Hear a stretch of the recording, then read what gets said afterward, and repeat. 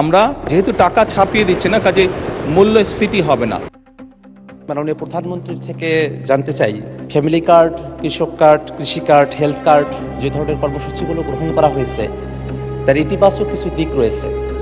জানার বিষয় হলো যে ঠিক কতজন ব্যক্তিকে বা পরিবারকে এই কার্ডগুলোর আওতায় নিয়ে আসা হবে, তাতে কতটুকু বাজেট বরাদ্দ করা হবে এবং সেই বাজেট বরাদ্দ সমন্বয় করতে গিয়ে মূল্যস্ফীতি, মুদ্রাস্ফীতির মতো পরিবেশ পরিস্থিতি তৈরি হওয়ার মতো পরিস্থিতি তৈরি হয়, সেটার ব্যাপারে সরকারের পরিকল্পনা কি? আপনার মাধ্যমে মাননীয় প্রধানমন্ত্রীর কাছে সে ব্যাপারে জানতে চাই।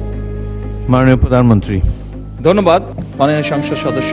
আপনি যে প্রশ্নটি করেছেন যে কতজন মানুষের কাছে আমরা পৌঁছে দেবো, তাই তো, এবং মূল্যস্ফীতি হবে কি, বাজেট কত, স্বাভাবিকভাবে বাজেট কত এটি আমরা আপনাদেরকে এখনই বলছি না। অর্থাৎ আমরা পর্যায়ক্রমিকভাবে জিনিসগুলোকে সামনে এগিয়ে নিয়ে যাব। আমাদের এক একটি কৃষক কার্ড এবং এক একটি ফ্যামিলি কার্ডে আমরা রেখেছি, কৃষক কার্ড যারা পাবেন সেই সকল কৃষক 2,500 টাকা পাবেন বছরে, এবং ফ্যামিলি কার্ডে যারা পাবেন তারা সে সকল নারী প্রতি মাসে 2,500 টাকা পাবেন। আমরা যেহেতু প্রতি মাসে এটিকে এক্সটেন্ড করতে থাকবো, অর্থাৎ অধিক সংখ্যক নারী কৃষক কার্ড পাবেন, অধিক সংখ্যক কৃষক কার্ড পাবেন। একবারে সবাইকে দিচ্ছে না, পৃথিবীর কোনো দেশের পক্ষে একবারে সেটি সম্ভব না করা। সেই জন্য প্রতি বছরই আমরা বাজেটের স্যাংশন বাড়াবো, প্রতি বছরই বাজেটে আমরা টাকা অ্যালোকেট করবো, এভাবেই পর্যায়ক্রমিকভাবে ধীরে ধীরে আমরা এগোবো, এবং অবশ্যই বাজেটের প্রাধান্য পাবে। এবং আপনি যেটা বলেছেন মূল্যস্ফীতি হবে কিনা, আমরা তো টাকা ছাপিয়ে দিচ্ছি না।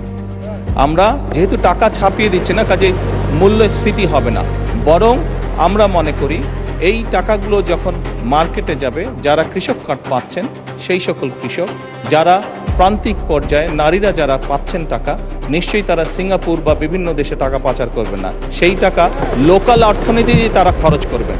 এবং একজন নারী স্বাভাবিকভাবে সেটি তার সন্তানের লেখাপড়ার পিছে খরচ করবেন, অথবা সেটি তার সন্তান বা পরিবারকে একটু ভালো খাবারের ব্যবস্থা করবেন, অথবা তিনি লোকালি কোনো ছোট ব্যবসা প্রতিষ্ঠান গড়ে তুলবেন।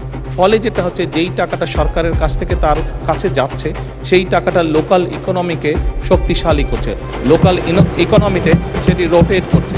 যেমন একজন নারী যখন সেই টাকাটি পাবেন, উনি যদি একটি মুদির দোকানে গিয়ে সদাই করেন, এরকম ওনার আশেপাশে যারা সেটি পাবেন, আরও যে সকল পরিবার, আরও যে সকল নারী পাবেন, তারা সকলে যখন ওই মুদির দোকানে যাবেন, স্বাভাবিক সেই মুদির দোকানের সেল বাড়বে।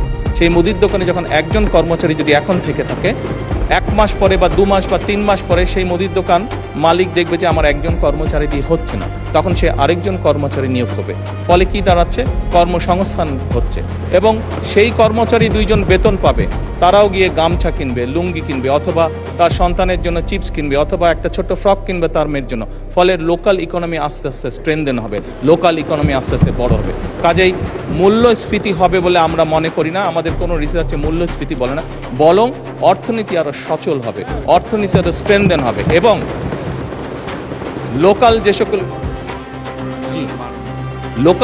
যে সকল ইন্ডাস্ট্রি আছে, বাংলাদেশের শতকরা 70 থেকে 80% মানুষ যে সকল প্রোডাক্ট কনজিউম করে, সেগুলো লোকাল ইন্ডাস্ট্রি প্রোডাক্ট কনজিউম করে। কাজে লোকাল ইন্ডাস্ট্রিগুলোকে স্ট্রেনদেন করার এটি আরেকটি উপায়। এবং তার ফলে যেটি হবে, সামগ্রিকভাবে ডিপ্রাইভ যে সকল মানুষ আছে, আমি বলছি না যে আগামী 6 মাসের মধ্যে এটি হবে, তবে ইনশাল্লাহ 3 থেকে 5 বছরের মধ্যে আপনি যে পরিবর্তনটি দেখবেন, যারা প্রান্তিক গোষ্ঠীর মানুষ, তাদের জীবনযাত্রার মান ইনশাল্লাহ অনেক উন্নত হবে। ধন্যবাদ মাননীয় স্পিকার। ধন্যবাদ মাননীয় প্রধানমন্ত্রী।